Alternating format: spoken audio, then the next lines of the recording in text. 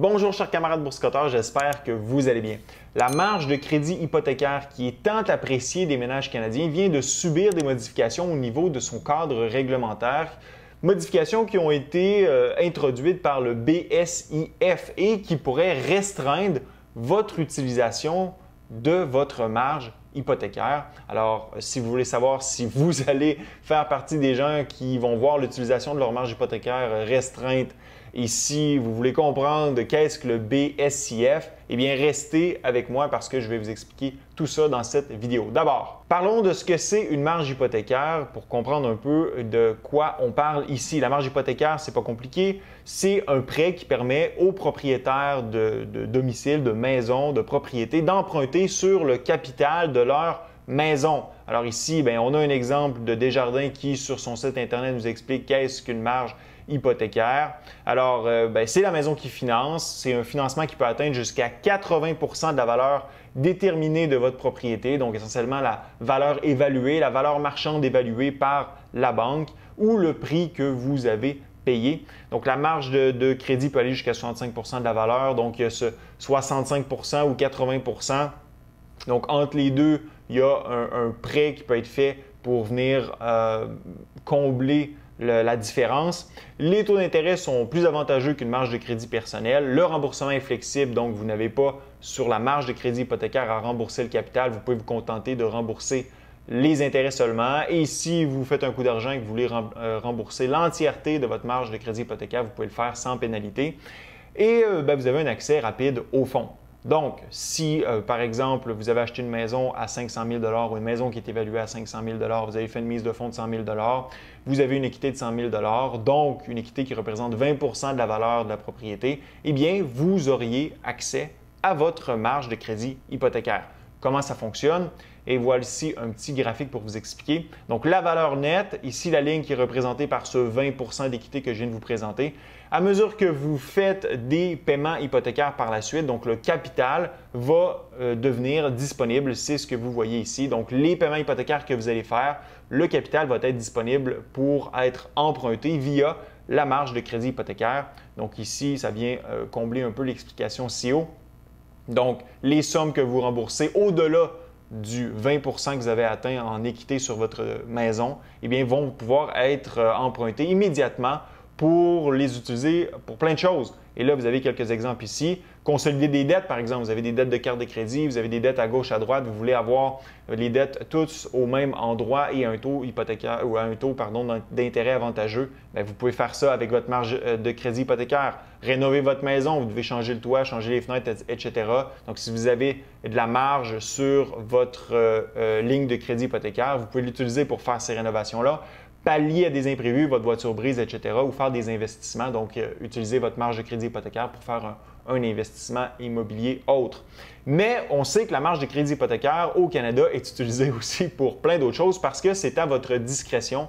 Il n'y a pas nécessairement de mesures qui viennent intégrer l'utilisation des fonds qui vous sont prêtés via la marge de crédit hypothécaire. Donc, auto, moto, bateau, skidoo, c'est utilisé pour… plusieurs utilisent la marge de crédit hypothécaire pour acheter ce genre de bébelle. Et tout ce qui est en vin aussi, voyages, vacances et vino.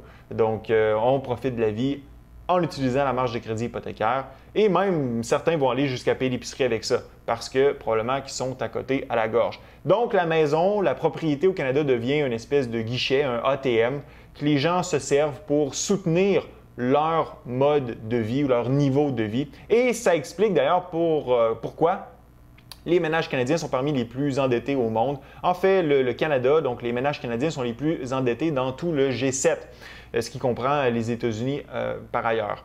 Donc, pour chaque dollar de revenu, les Canadiens détiennent 1,80 $ de dette, donc le plus élevé, comme je le mentionnais, parmi les pays du G7. Et avec les hausses de taux d'intérêt qui ont été décrétées par la Banque centrale du Canada, la BOC, eh bien, ça a mis de la pression sur les taux hypothécaires qu'on a vu grimper de façon assez importante. Donc, par exemple, présentement, vous avez du 5 ans variable à 7 et du 5 ans fixe à 5,7 Donc, on s'entend que les ménages ont subi les contre-coups de ce resserrement de politique monétaire et eh bien, ça met de la pression sur les ménages canadiens. Et présentement, on a un phénomène d'amortissement négatif chez certains ménages.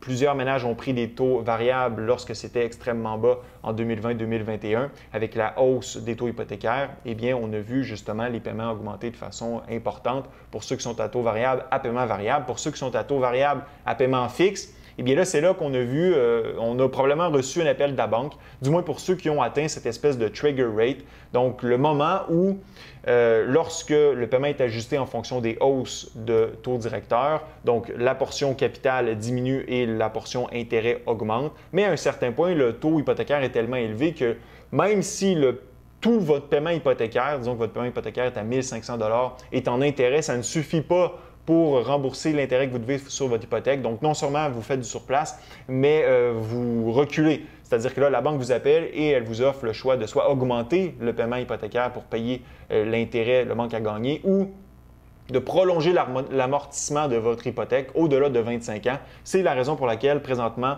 au pays, on a des hypothèques de 50, 60, 70 et même jusqu'à 90 ans dans certains cas. Alors là, c'est un problème aux yeux des institutions qui réglementent les marchés financiers et c'est la raison pour laquelle le BSIF, donc le Bureau du surintendant des institutions financières du Canada, qui est un organisme fédéral qui vient réglementer et gérer en quelque sorte les 400 institutions financières fédérales pour déterminer si elles sont en bonne santé financière, on a annoncé des modifications. Donc, le BSIF a proposé des modifications pour gérer les risques liés aux prêts hypothécaires et assurer l'accessibilité de ces prêts à la population canadienne. Et l'élément, justement, qui est en question ici, c'est le ratio prêt-valeur supérieur à 65 %.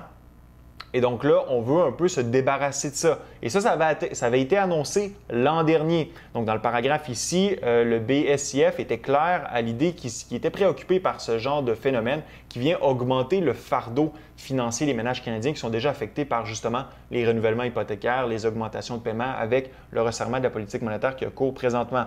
Donc, on nous disait l'année dernière, la préoccupation principale au sujet de ces produits, et là on parle justement des marges de crédit hypothécaire, concerne la réoctroyabilité de la portion du prêt supérieur au ratio prêt-valeur maximal de 65 %.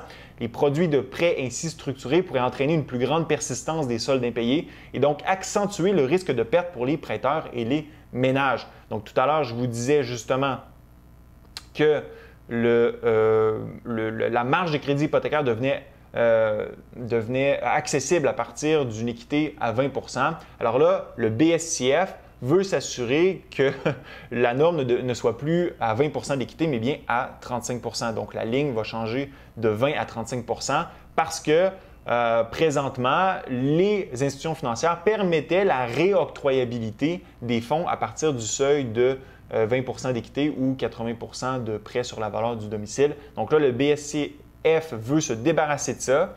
Ça a été annoncé l'an dernier et on nous disait que ça allait entrer en vigueur à partir de la fin d'octobre, décembre 2023. Et là, on y est, ça commence bientôt et des gens ont commencé à recevoir des lettres à cet effet. Et là, j'ai un exemple ici que j'ai trouvé sur un groupe Facebook.